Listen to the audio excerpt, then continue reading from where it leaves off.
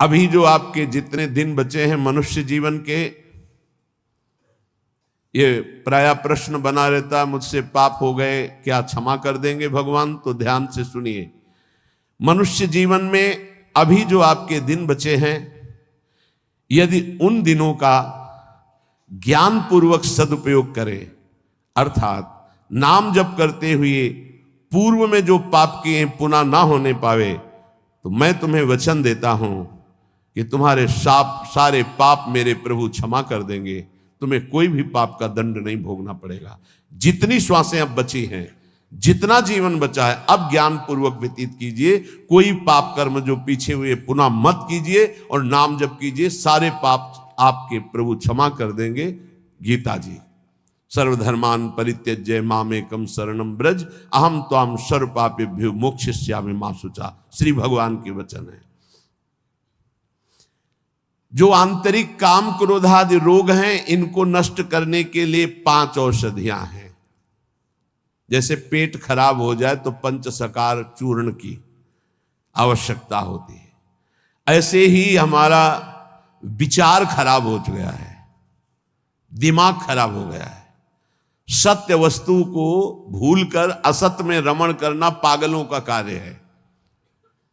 वो सत्य मार्ग के पथिकों को पागल समझते हैं और सत्य मार्ग के पथिक उनको समझ रहे हैं कि इतना कीमती जीवन तुम व्यर्थ में नष्ट कर रहे हो। और वो समझ रहे हैं मानव जीवन को एक ऐसे बर्बाद कर रहे हैं, ना कोई भोग भोग रहे हैं, ना कोई धन संचय कर रहे हैं, इनका जीवन ही बर्बाद हो रहा है।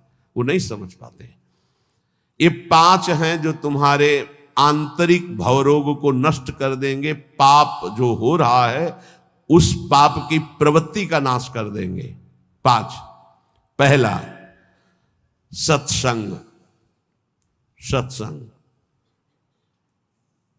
अगर भगवान की कृपा हुई है तभी सत्संग प्राप्त होता है।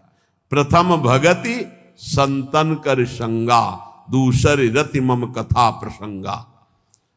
सबसे पहली कृपा भगवान की होती है कि सत्संग प्राप्त होता है। अहो भाग्य रोज सत्संग प्राप्त हो। अहो भाग्य। जिस दिन होता कि आज पूज्य श्री मथुरादास जी कथा करने नहीं आएंगे, उनका स्वास्थ्य खराब है, या आज उनकी निर्जला एकादशी है, उस दिन ऐसा लगता है जैसे वज्रपात हो गया हो कि आज महापुरुषों के चरित्र सुनने को नहीं मिलेंगे।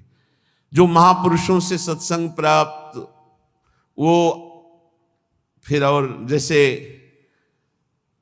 रबड़ी पाने के बाद गुड़ का सीरा चाटने की इच्छा नहीं होगी। यद्यपि वो भी मीठा होता है, वो भी पवित्र गन्ने के रस से बनता है, पर नहीं, जो रसमलाई पा चुके हैं ना, उनको फिर गुड़ का स्वाद नहीं आएगा।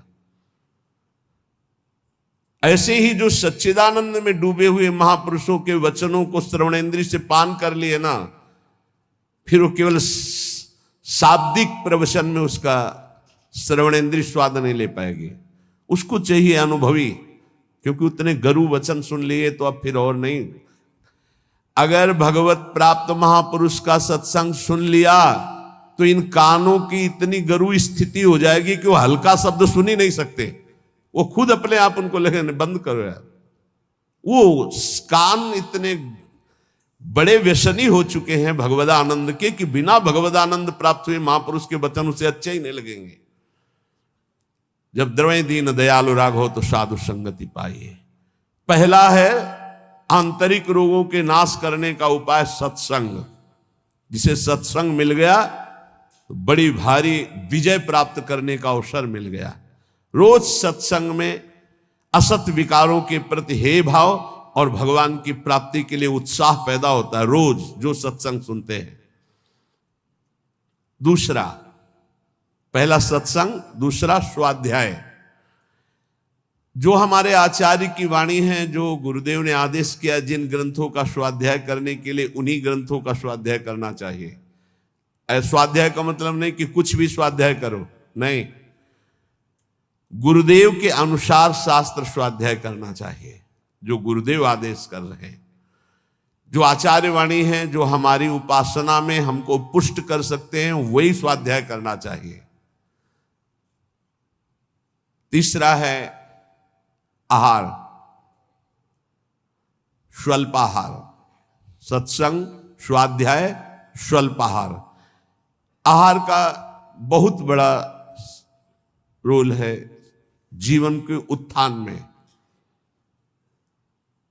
भगवान शंकराचार्य जी ने भी साधन पंचक लिखा है, उसके एक एक शब्द का आगे श्लोक तो बहुत बड़े।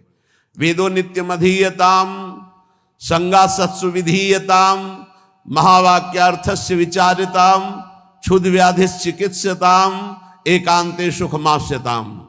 5 बातें, इन्हीं का विस्तार वर्णन किया है। वेदो नित्य मधीयताम, नित्य शास्त्रों का स्वाध्याय होना चाहिए। संगा सत्सु विधीयताम, भगवत प्राप्त महापुरुषों का संग होना चाहिए। महावाक्यार्थस्य विचारताम, उनके द्वारा जो बोले गए वचन हैं उनको विचार करके चिंतन के द्वारा अपनी स्थिति बनानी चाहिए। फिर चौथा आपने आप कहा, जो इसमें तीसरे में स्वल्पाहार है, उसमें कहा क्षुद्र व्याधि चिकित्सताम, क्षुधा रूपी व्याधि की चिकित्सा करे। भिक्षान्नम औषधम, जैसे व्याधि की औषधि के द्वारा, तो क्षुधा रूपी व्याधि की भिक्षान्न के द्वारा विरक्त और धर्म के द्वारा कमाए हुए अन्न से ग्रस्त, वो भी स्वल्पाहारम, भूख से कम। बहुत बड़ा इसमें योग है, आप अच्छे से समझ लीजिए। आप समझते हैं अधिक पाने से आप बलवान होंगे, बिल्कुल भूल है आपकी, ये भूल बहुत बड़ी है। अल्पाहार करने से जीवनी शक्ति बहुत प्रबल होती है। जितना आप भजन में उन्मत्त होने वाले महापुरुषों को देखेंगे, वो अल्पाहार करने वाले होंगे। अधिक आहार करने में प्रमाद स्थिति बढ़ती, तमोगुण बढ़ता है। ये रहस्य जान लीजिए। अल्पाहार करोगे आप में बहुत तेज बना रहेगा, आप में जीवनी शक्ति। जो अधिक पा लेते पूरी शक्ति पचाने में लगती, तो भजन आदि में नहीं, प्रमाद स्थिति रहती है। चौथा जो उसमें लिखा है एकांते सुखमास्यताम, इसमें लिखा है रात्रि के चौथे प्रहर में भागवतिक क्रियाओं का अनुष्ठान करना चाहिए। ध्यान है, नाम जप है, तो अपने यहां तो ऐसी बढ़िया दिनचर्या है कि आपको अनुष्ठान करने की जरूरत नहीं, सम्मिलित होने की जरूरत है। सुबह 2 बजे से दर्शन करते हुए सबके, फिर यहाँ सत्संग, नाम कीर्तन हो रहा है, फिर सत्संग हो रहा है, कितना मंगलमय है। अभी 5:10 है। सौभाग्य है कि आप कब से बैठे हैं और यहाँ किसी की नींद भी नहीं खुली होगी अभी। जो प्रातःकालीन बेला पर जग करके भागवतिक अनुष्ठान करता है, वो आंतरिक विकारों पर विजय प्राप्त कर लेता है। स्वप्न दोष 4 बजे सोने वाले को ही बहुत जोर के होते हैं। जो प्रातः 3 बजे से जग जाते हैं, 10 बजे के बाद सोते हैं, स्वप्न दोष होने की संभावना ही नहीं रहती। यदि वो सावधान है तो गलत क्रिया करते हैं, गलत भोजन करते हैं, उनकी बात अलग है। नहीं, समय ही नहीं है। प्रायः 3, 4, 5, 6 इसमें स्वप्न दोष होता है प्रातःकालीन बेला पर। और जो गंदे आचरण करते हैं उनकी तो कोई चर्चा ही नहीं है। 5वां, जो कुछ साधन भजन करे, एकांत चिंतन आंतरिक, उसका चिंतन पूर्वक करे, एकाग्रता पूर्वक करे, सारी शक्ति लगा करके, बटोर करके। नाम जप करे तो नाम में, मंत्र जप कर रहे तो मंत्र में, सत्संग सुन रहे तो सत्संग के वाक्यों में। ये 5 हैं जिनके द्वारा हम आंतरिक विकारों पर विजय प्राप्त कर लेते हैं। पहला सत्संग, दूसरा स्वाध्याय, तीसरा अल्पाहार, चौथा प्रातःकालीन बेला पर उठकर भागवतिक अनुष्ठान, 5वां जो कुछ भी करे एकाग्रता पूर्वक सारी शक्ति लगाकर उसी में। जो अपने ऊपर हर समय ईश्वर की, आराध्य देव की कृपा का अनुभव करता रहता है, ये बहुत बड़ी बात है। हर परिस्थिति में बड़ी कृपा, श्री जी की बड़ी कृपा, श्री जी की बड़ी कृपा। एक हमने संत भगवान को देखा, वो बल्ब ऐसे लगा रहे थे तो चूक हो गई, तो वही किसी कनेक्शन में कहीं छू गए, मारा ऐसा झटका तो सीढ़ी गिरी, सीढ़ी से सीढ़ियों पे आकर के गिरे, उससे नीचे चबूतरे के नीचे आके गिरे, काफी चोट लग गई थी। तो दौड़ करके उनको उठाया तो उनका बड़ी कृपा, निपट गए, बड़ी कृपा, निपटा दिया प्रभु ने। बड़ी बात थोड़ी में निपटा दिया, बड़ी कृपा। और मुस्कुरा रहे थे, और कई जगह चोट दिखाई दे रही थी। ये संत हृदय, बड़ी कृपा, निपट गए, बड़े अपराध को छोटे में काट दिया, निपट गए, बड़ी कृपा। जब अपने दास के ऊपर प्रभु कृपा करते हैं तो उसके हृदय में सद्गुणों का खजाना खोल देते हैं, जो हर समय अनुभव करता रहता मेरे ऊपर बड़ी कृपा है। फिर उसको अपने आप में मिलाकर एक कर देते हैं, चाहे भक्ति में हो चाहे ज्ञान में, बचता एक ही है। दो जब तक बचे तब तक विचार अभी ऊंचाई पर नहीं पहुंचे। ब्रह्म नहीं, माया नहीं, नहीं जीव नहीं काल, अपनी ही सुध ना रही, एक रहे हो नंदलाल।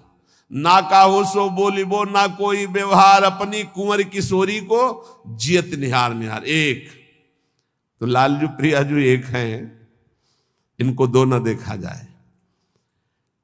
जो हर समय अपने इष्ट की कृपा का अनुभव करता रहता है तो इष्ट उसके हृदय में गुणों का खजाना खोल देता है और उसको अपने में मिला लेता है, एकता कर लेता है, अर्थात इष्टमय हो जाता है। तस्मित् तज्जने भेदा भावात्। अब उसकी दृष्टि बड़ी महिमामय गौरवमय हो जाती, जिधर दृष्टि जाती उधर परमात्म तत्व का दर्शन करता है। ऐसी स्थिति सच्चिदानंद रस में भरपूर होती है, ना अहंता होती न ममता होती है। पर यह होता उन्हीं के ऊपर है। एक होते हैं जो केवल जीव से नाम जप करते हो, जीव से गुणानुवाद करते, अंतःकरण विषय चिंतन करता रहता है। ध्यान देना, बहुत उत्तम बात वर्णन हो रही। पहली बात कही कि जो जीव हर समय उपासक के कृपा का अनुभव करता रहता, बड़ी कृपा, बड़ी कृपा, दुख में भी सुख में बड़ी कृपा, उसके हृदय में गुणों का खजाना खोल देते हैं और उसको एकता में मिला लेते हैं, अपने में मिला लेते हैं भगवान।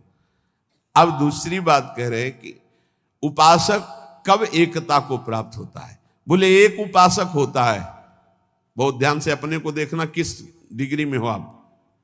एक उपासक होता है जो जीव के द्वारा नाम जप करता है, जीव के द्वारा गुणों का गान करता, पर हृदय में विषय चिंतन होता है। दूसरा उपासक होता है जो जीव के द्वारा नाम जप करता है, गुणानुवाद करता है, अंतःकरण भी उसी में जुड़ा हुआ होता है। ये विशेष कृपा पात्र होता है। और तीसरा उपासक होता है जो जीव से नाम जप करता है, गुणानुवाद करता है, हृदय से जुड़ा रहता है और स्वयं लीला में डूबा रहता है। जो गाया, जो चिंतन किया, उसी में डूबा है। ये तीसरा, ये सर्वोपरि उपासक है। जो गाया वही चिंतन, जो चिंतन उसी में डूबा। एक गान कर रहा है लेकिन चिंतन विषय का हो रहा है, एक गान भी कर रहा है चिंतन भी कर रहा है, और एक गान भी कर रहा है चिंतन भी कर रहा है और डूबा भी उसी में है, सुध ही नहीं। ये है उत्तम अवस्था उपासक की। बहुत जोर की बात है, ऐसा ही होना चाहिए। जो जप कर रहे हैं, जो गान कर रहे हैं, उसी का चिंतन कर रहे हैं, उसी में डूब रहे हैं। पहला जो नाम जप कर रहा है, गुणगान कर रहा है, हृदय से विषय चिंतन कर रहा है, वो उसको इस लोक और परलोक के भोग परास्त कर देते हैं। बहुत सावधान, ऐसा उपासक भ्रष्ट होने में देर नहीं लगेगी। जिसका वाणी से गान हो रहा है और हृदय से भी चिंतन हो रहा है, उसको इस लोक और परलोक के भोग अच्छे नहीं लगते, पर परास्त करने की गुंजाइश है। लेकिन तीसरा जो मनन करके डूबा हुआ है, त्रिभुवन का भोग, सामर्थ्य नहीं कि उसको लुभायमान कर सके, भ्रष्ट कर सके। तीसरी बहुत ऊंची स्थिति है। जो गृहस्थी में रह करके अपने परिवार से हंसता है, बोलता है, व्यवहार करता है, खाता पीता, चलता उठता बैठता है, पर ऐसे जैसे विदेश में आए हुए मेहमान। गृहस्थी में कैसे भगवत प्राप्त?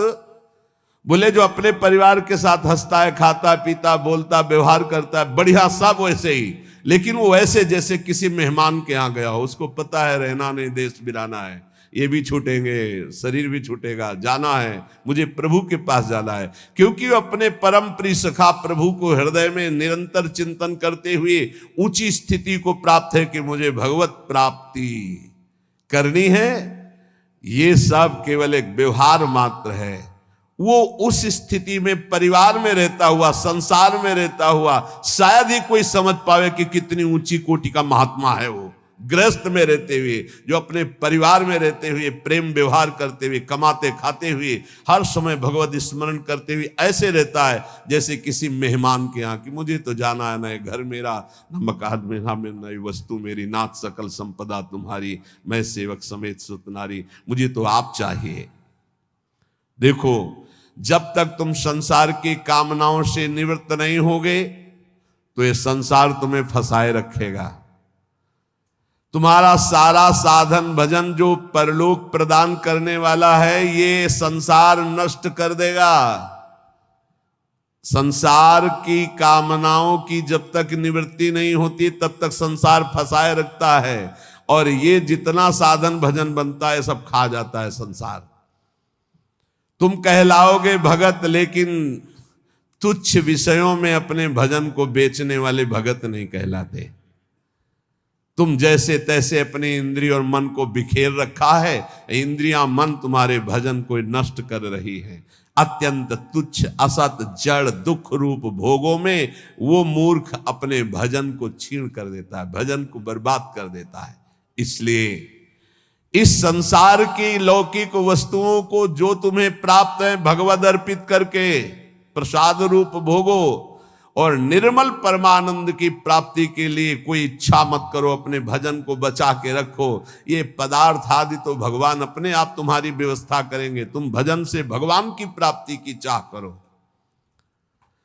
जो इस बात को स्वीकार कर लेते हैं उनके अंदर एक नई कामना जागृत होती कि कुछ लोग तो ये जान जाएं कि मैं भजन करता हूं, ये बहुत जोर की इच्छा होती है।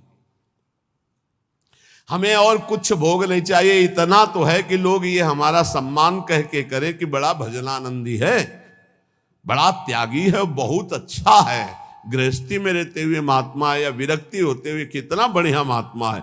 ये कान सुनने के लिए लालायित रहते हैं। लोग मेरी योग्यता को जाने कि मैं कितना अच्छा हूं, ऐसी इच्छा जो करता है तो इच्छा करते ही वो परम पद का अधिकार खो देता है। समझ लो, लोगों में जानकारी फैलाने की इच्छा मतलब संसार में सतबुद्धि, मतलब प्रतिष्ठा कीर्ति की चाह, मतलब भगवत प्राप्ति की योग्यता खो देना। ये तीन बातें बड़ी दुर्लभ हैं। निर्धनता में भी दूसरों की सेवा करने का, दान देने का उत्साह, एकांत में पापाचरण ना करने की दृढ़ भावना, ये बहुत कठिन बातें, बहुत कठिन बातें। निर्धनता में भी दान देने का, दूसरों की सेवा करने का उत्साह, एकांत में कभी पाप ना करने की दृढ़ भावना, और जिससे भय लगता है ऐसा कभी कोई वचन, आचरण, संकल्प मन में ही ना आने पावे। भय लगता है पाप कर्म से, पाप कर्म ही भय प्रदान करता है। तो पाप कर्म से कैसे निवृत्त हो, क्रम बाय क्रम वर्णन कर रहे हैं। तो जो पाखंडी लोग हैं इनका संग का त्याग कर दे। पाप निवृत्ति के लक्षण, पाप तुमसे बनेंगे ही नहीं। पाखंडी लोगों से दूर रहना, खुली बात कह रहे हैं। महापुरुषों के वचन हो, किसी से कोई लेना देना नहीं रहता, इसलिए मस्ती से बोलते हैं। पाखंड कहते हैं पाप के खंड को। पाप जो ऊपर से सदाचरण का वेश धारण किए हुए हैं और अंदर से पापाचरण करते हैं, बहुत ही लुभावना पाखंड होता है। लुभावना आप देख के समझ ही नहीं सकते। हमारी योग्यता ऐसी नहीं हो, हम अपनी योग्यता दिखाते हैं तो पाखंड एकदम भी कहा जाता है। इससे पाप की प्रवृत्ति होती है। पाखंड से बचे और पाखंडी लोगों से बचे, खुली बातें हैं। जो असत्य में भोग सुख प्राप्त करना चाहता है वो पाप किए बिना रह नहीं सकता। ऐसे पाप का आचरण करने वालों का संग बिल्कुल नहीं करना चाहिए। अहंकार पापों की रति प्रदान करता है, इसलिए अहंकारी का संग नहीं करना चाहिए, अहंकार का संग नहीं करना चाहिए। पाखंड नहीं धारण करना चाहिए, पाखंडियों का संग नहीं करना चाहिए। असत्य के भोग की लालसा पाप करवाती है और असत्य के भोगों में रत पापियों का संग नहीं करना चाहिए। अहंकार ही भोगों में रत कराता है, इसलिए अहंकार नहीं अंदर आने देना चाहिए और अहंकारियों का संग नहीं करना चाहिए। प्रभु की ओर अग्रसर होने वाले जितने साधक हैं उनको सावधान रहना चाहिए ऐसे अहंकारी असत भोगों में लगे हुए पाखंडियों से। कल्याण के मार्ग पर चलना है तो अधर्म और अनीति और पाप कर्म छोड़ने की दृढ़ प्रतिज्ञा करनी होगी। अगर हम सावधानी से नहीं संग करेंगे तो बहुत ही पाखंड का बोलबाला है, आप ऐसा ना समझ लें। कलिकाल है, ये मन चले लोग जो भगवान की प्राप्ति का कोई मार्ग ही नहीं जानते, जिसकी बातचीत में थोड़ा भी लोभ दिखाई दे, जिसकी बातचीत में थोड़ा भी काम आदि दोष का लक्षण दिखाई दे, कभी संयोग नहीं करना चाहिए, चाहे जितना बड़ा कोई हो, दूरी बना के रखनी चाहिए। इसीलिए पहला शब्द लिखा है पाप की निवृत्ति के लक्षण, तो बोले पाखंड और पाखंडी लोगों के संग का त्याग कर देना चाहिए। दूसरा, असत्य भोगों में जिनकी रति है उस असत्य भोग और असत्य भोगों में रति करने वाले का त्याग कर देना चाहिए। तीसरा, अहंकार और अहंकार की वृत्तियों में फंसे हुए लोगों का इनका त्याग कर देना चाहिए। जिसको कल्याण मार्ग में चलना है अधर्म अनीति और पाप कर्म छोड़ने की दृढ़ प्रतिज्ञा करनी चाहिए। जो पीछे पाप हो गए हैं वो इसी प्रतिज्ञा से भस्म हो जाते हैं। कभी भी ये नकारात्मक भाव रखने वालों का संग करने वाला सकारात्मक भाव में आगे नहीं बढ़ सकता है, इसलिए बहुत सावधान रहना चाहिए। जो सांसारिक मान बढ़ाई कीर्ति परिस्थिति वस्तु रुपया आश्रम इनकी प्राप्ति की चाह रखता है वो कभी भगवान की प्राप्ति की चाह करने वाला हो ही नहीं सकता है। जो त्याग की हुई वस्तुओं का पुनः भोग करता है वो श्वान के समान होता है, वो साधु नहीं होता है। श्वान समझते, सम्मान शब्द सूचक श्वान है, नहीं उसको कुत्ता कहते हैं। बमन को कौन खाता है? कुत्ता। तो रमा बिलास राम अनुरागी तजत बमन जिम जन बड़ भागी। बमन के समान भगवान के भक्त संपूर्ण भोगों का त्याग कर देते, तो वमन के समान त्यागे हुए भोगों को पाने वाला स्वान कहा जाता है। भक्त भगवत प्रसाद पाता है और जीवन को भगवत प्रसाद में करता है। यहां खुली महापुरुषों की बातें हैं, कोई लगा लेश नहीं है। उपास्य प्रभु का स्मरण सेवन करना, प्रभु की प्राप्ति के लिए सारे स्वार्थों का त्याग कर देना, अंतःकरण को भगवदाकार बनाना। कोई भी जीवन में ऐसा आचरण ना हो जो संतों ने ना किया, वो कभी आचरण नहीं होना चाहिए जो संतों ने कभी नहीं किया। ये ध्यान रखना चाहिए। वेश धारण करके हमसे अगर कोई गलती है हमें उसे त्याग देना चाहिए, हमें सुधारना चाहिए। आहार निद्रा इन पर विशेष शासन करता है, चाहे गृहस्थी का साधक हो चाहे विरक्ति का। आहार निद्रा इन पर शासन करे। वैराग्य का एक भी लक्षण कम ना होने पावे। अगर एक भी छेद हो जाए तो जैसे घड़ा भर नहीं पाता, ऐसे अंतःकरण पूर्ण दृढ़ भगवत मार्ग में नहीं लग पाएगा यदि वैराग्य का एक भी लक्षण कम हुआ। जो बात तुम्हारी गुप्त हो उसे कभी मत बोलो। अय वैरागी, अय भगवत मार्ग के पथिक, जो बात तुम्हारी गुप्त हो कभी मत बोलो। भागवतिक, व्यवहारिक, लौकिक, पारमार्थिक। क्यों? लोग उपहास करेंगे, तुम्हारी बात की गहराई को नहीं समझ पाएंगे। अगर आपसे कोई गलती भी हो गई है तो महापुरुषों से बोलो, संसारियों से नहीं। हमें लगता है बोलने की जरूरत नहीं, वो खुद जान जाएंगे, वो कृपालु हैं, वो हमें संभाल लेंगे। संदेह वाली वस्तु, संदेह वाले व्यक्ति, संदेह वाला आचरण कभी मत करो। जिस व्यक्ति पर संदेह हो कभी मत मिलो, जिस वस्तु में संदेह हो कभी मत खाओ, जिस आचरण पर संदेह प्रमाणित ना हो कभी मत करो। बहुत ध्यान से सुनना है, बहुत जरूरी है। हम आपके लिए भोग बना करके लाए हैं और आपकी दृष्टि में तत्काल अंदर आया, नहीं पाना चाहिए, बिल्कुल नहीं पाना, चाहे अमृत हो, हटाओ उसको, बिल्कुल नहीं पाना। ये भागवतिक संकेत होते हैं। जिस व्यक्ति के मिलने में संदेह लगे, ये हमें कम समझ में आया, कभी नहीं मिलना चाहिए। जिस वस्तु में संदेह हो जाए कभी नहीं पाना चाहिए। जिस क्रिया में संदेह हो जाए कभी नहीं करना चाहिए। भगवत मार्ग के पथिक को जो बात अपनी गुप्त हो उसे कभी प्रकाशित नहीं करना चाहिए। भविष्य की चिंता भक्त नहीं करता। अगर भविष्य की चिंता कल क्या होगा तो तुम शरणागति में कलंक हो। लाभ और हानि ये हमारे सामने कोई मान्यता नहीं रखते। इसमें हम प्रभु के विधान को देखकर प्रसन्न होते हैं।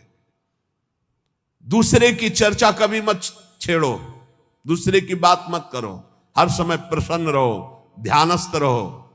रजोगुणी तमोगुणी भोजन चाहे जितना सुंदर दिखाई दे कभी मत पाओ। रजोगुणी तमोगुणी लोग चाहे जितना सुंदर व्यवहार करें कभी सहवास मत करो, इनका दूर रहो। ये महापुरुषों के वचन है।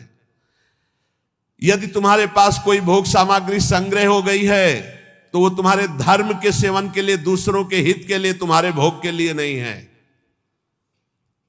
ये ओछी प्रवृत्तियों वाले पर संदेह वृत्ति रखो। गलत आचरण करने वाले, ओछा बात बोलने वाले, इन पर कभी प्रियता नहीं रखनी चाहिए। बहुत बड़ी हानि होती है, पक्का समझ लें, बहुत बड़ी हानि होती है। यह हर उपासक को सावधान रहना चाहिए, चाहे स्त्री शरीर हो चाहे पुरुष शरीर हो। जहां कहीं ओछी प्रवृत्ति, देखो एक दृष्टि में पता चल जाता है कि यह सामने वाला कैसे देख रहा है, कैसी हरकत है, कैसा। एक दृष्टि में भगवान ने इतना ज्ञान तो सबको दिया है कि 1 मिनट में एक दृष्टि में फाइनल हो जाएगा कि आदमी संग करने लायक है या नहीं लायक है। या ये चाहे कोई भी हो, एक दृष्टि में पता चल जाता है। ओछी प्रवृत्ति पर अंकुश रखो, ना किसी का संग और ना अपने अंदर ओछी प्रवृत्ति। प्रभु प्रेम प्राप्ति के लिए गले पड़ना होता है महापुरुषों के। गले लगना नहीं, गले पड़ना होता है। गले पड़ना और गले लगना में अंतर है। गले पड़ने का मतलब होता है अब आपके सिवा हमारे पास कोई साधन नहीं है, अब आप ही हमारे प्रेम प्राप्ति के साधन भी हो और साध्य भी हो। ऐसे गुरुजन महापुरुषों का आश्रय लिया जाता है। प्रभु प्रेम प्राप्ति के लिए महापुरुषों के पीछे पड़ जाओ, गले पड़ जाओ। वो देख ले कि अभी है हमारे पिंड छोड़ने वाला नहीं, दुत्कारे फटकारे तो भी नहीं, तो निश्चित भगवत प्रेम प्राप्त हो जाता है, क्योंकि भगवान उनके हृदय में जागृत हो चुके हैं। ना तुम्हारे अंदर घबराहट होनी चाहिए, ना कोई उतावलापन होना चाहिए। धैर्य, सात्विकता का अनुसरण करने वाला, भगवत दर्शन की अभिलाषा रखने वाला बड़ा गंभीर स्वभाव का होता है, बड़ा धैर्यवान होता है। जल्दी उसके धैर्य को कोई तोड़ नहीं सकता। ऐसे ही साधक को परम सिद्धावस्था की प्राप्ति होती है। जब तुम्हारे कहीं कोई पाप कर्म करने का अवसर आवे तो शर्मा जाओ, लज्जा कर लो, धिक्कार है अपने को, हटो वहां से। जब कोई गलत बोलने का अवसर आवे तो मौन, दांती पीस लो। ऐसे गलत बोलने का अवसर आवे दांती पीस लो। जबान है ही नहीं हमारे, बोलते रहो, दांत कस के दबाए रहना, बोलना नहीं। अगर बोला तो गड़बड़ हो जाएगा। जैसे गलत करने का अवसर आवे तो मानसिक धिक्कार देना है। धिक्कार है तुझे, क्या सोच रहा है तू, गलत करना चाहता है। गलत बोलने का अवसर आवे तो दांती पीस लो, ऐसे दंत, राधा राधा राधा, अंदर से बोलना नहीं। ये देखो परमार्थ के लिए, बिल्कुल ऐसे।